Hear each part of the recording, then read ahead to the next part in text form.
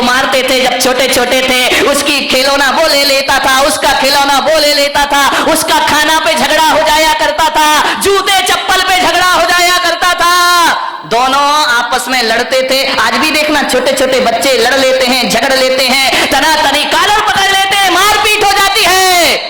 लेकिन थोड़ी देर बाद देखो तो नजारा बदल जाता है। जो बच्चे अभी थोड़ी देर पहले लड़ रहे थे, थोड़ी देर बाद ये हालात होते हैं कि एक आइसक्रीम दोनों के पास होती है, ये इधर से चाटता है और वो उधर से। दोस्ती हो जाया करती थी, बचपन में भी लड़ते थे, बचपन में भी झगड़ा होते थे, बचपन में भी हमारे जीवन में विवाद हुआ करते थे। लेकिन एक बात याद रखिए, लड़ने झगड़ने के बाद दुश्मनी हमारे बीच में नहीं हुआ करती थी। ध्यान रखिए, लड़ाई झगड़ा खतरनाक नहीं होता, बैर भाव जीवन में बहुत बड़ा खतरा पैदा कर दिया करता है। बैर भाव से बचने का प्रयास करिए, बच्चों की तरह लड़ लो, बच्चों की तरह झगड़ लो, कितना अच्छा होता, कितना अच्छा होता। काश ये आदमी आज भी बच्चा होता, कितना अच्छा होता। काश आदमी आज भी बच्चा होता। ध्यान रखिए, बचपन में लड़ते हो, फिर बोल लेते हो, एक तरफ तो मारपीट करते हो, फिर थोड़ी देर बाद गले में हाथ डाल करके घूमा करते हो। लेकिन बड़े होकर आदमी को नहीं जाने क्या हो जाता है, एक बार झगड़ लेता है और जिंदगी भर की बोलचाल बंद कर दिया करता है। ये बोलचाल चालू रखिए, मौन मत लीजिए, दुश्मनी को जन्म मत दीजिए, व्यवस्थाएं आपकी बनी रहेंगी। ध्यान रखना। मान्य भर हंसता खिलखिलाता परिवार होना चाहिए।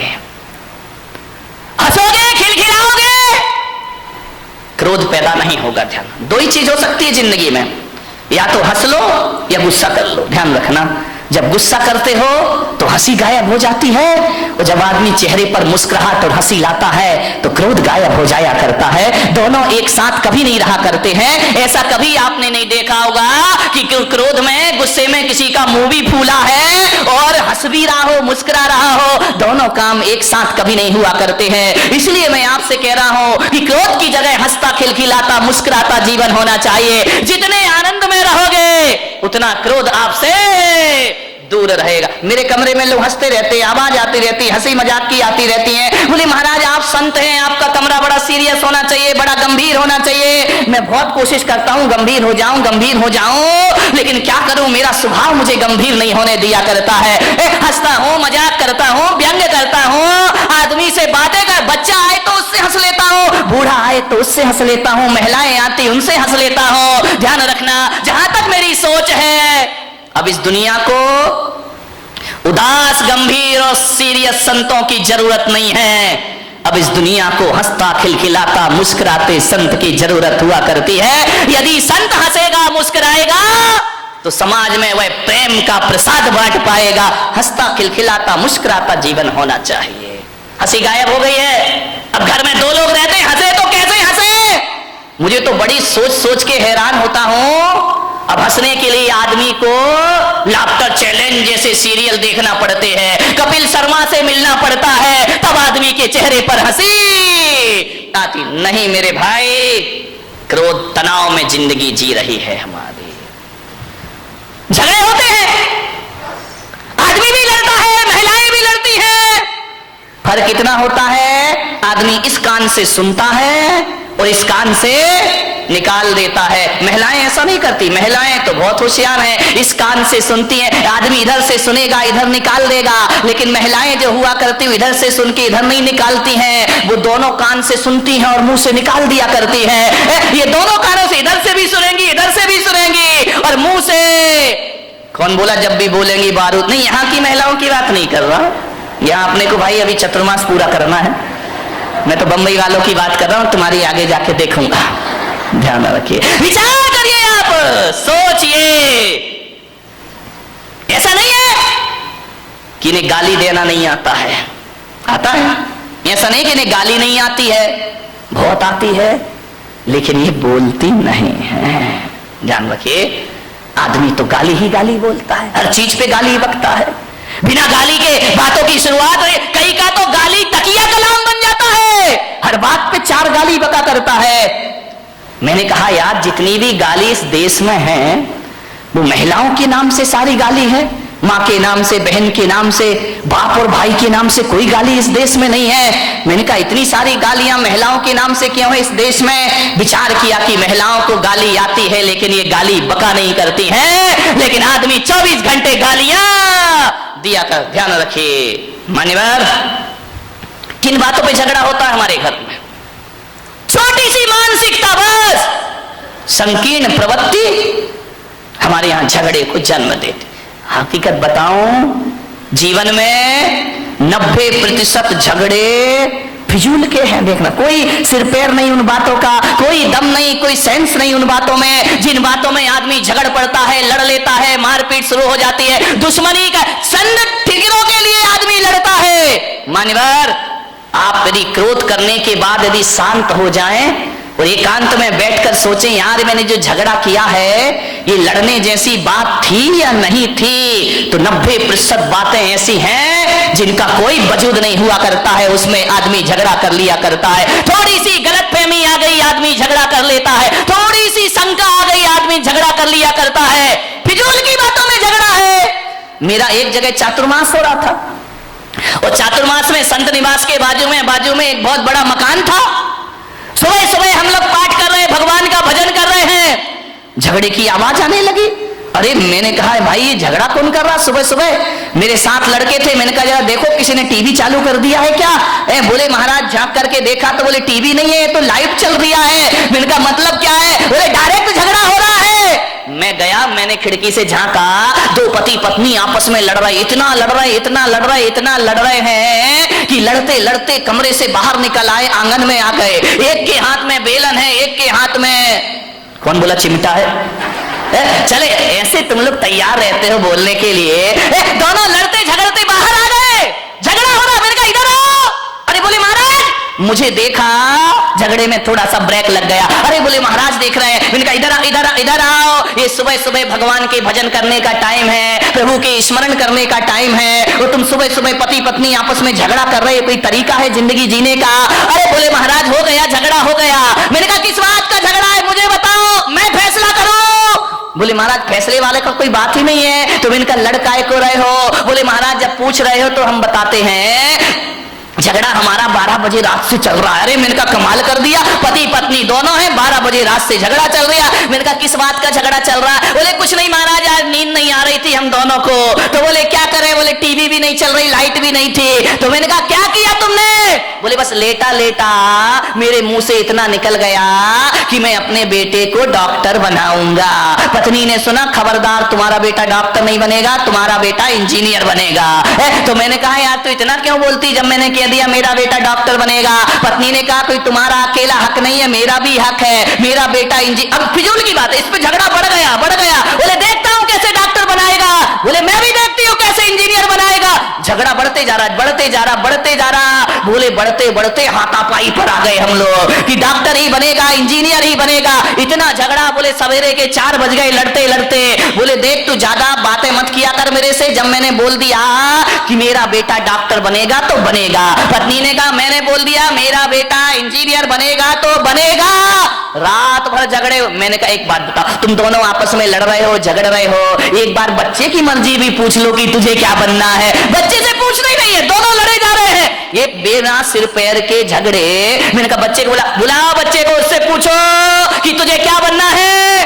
पति ने पत्नी को देखा, पत्नी ने पति को देखा। अरे मैंने कहा बच्चे को बुला के लाओ ना। बोले बच्चा तो अभी पैदा ही नहीं हुआ है। तेरे की आदमी, बच्चा यदि पैदा हुआ तो डॉक्टर बनाएंगे।